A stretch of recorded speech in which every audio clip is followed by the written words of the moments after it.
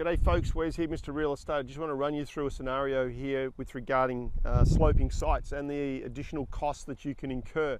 Having spent 20 odd years as a master builder, I understand some of these problems that unfortunately the unsuspecting purchasers of land don't take into account. So if you look at the land over here, this is in the province area of Highton, and you can see where some of these houses are built on and the slopes that they're incurring. So the land on the other side there with all the fencing, they're on a 45-degree grade, and it's very difficult to build on and have a property that's even the children can use, kids can use. So there's a property over there, you can see it's modern to the left hand side there, and it's actually got a whole series of retaining walls below it. The kids can't play on that. Same as this here. This land directly where I'm standing has 10-metre falls from the top here down to the road at the bottom. All of the garaging needs to come in off the top here, off the concrete road, not off the bottom, off the street down the bottom near the reserve, which means that you have to cut in and slope down into your garage and then build your house out. So in a case like this, if we pan back around to this property, it's been here now for quite a few months. The driveway down here, you're sloping down into that driveway considerably, and then, which means you've got to have a lot of drainage to protect that side of the house. And then, of course, the house itself is elevated all the way through there, but it's facing west. So the direction I'm facing right now towards the ring road is west. That is the last direction that you want your house facing.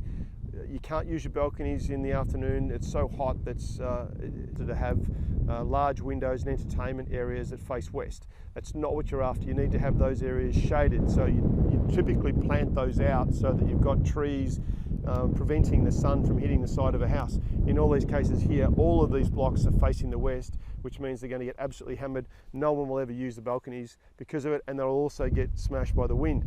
So have a look at what you're buying, where you're buying, the costs associated with it. Here, to put retaining walls in and site cut these sites, you're looking upwards of $50,000 and $60,000. The builders build that in, they factor that in, knowing that once they've got you signed, that's what it's going to cost.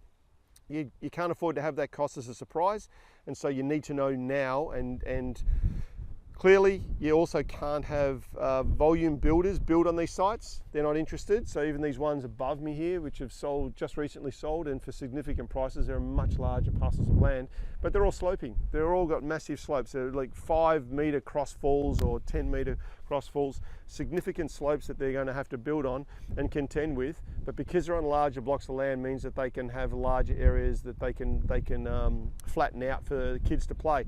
Here you can't. There's nothing you can do here. This is not a family-friendly area.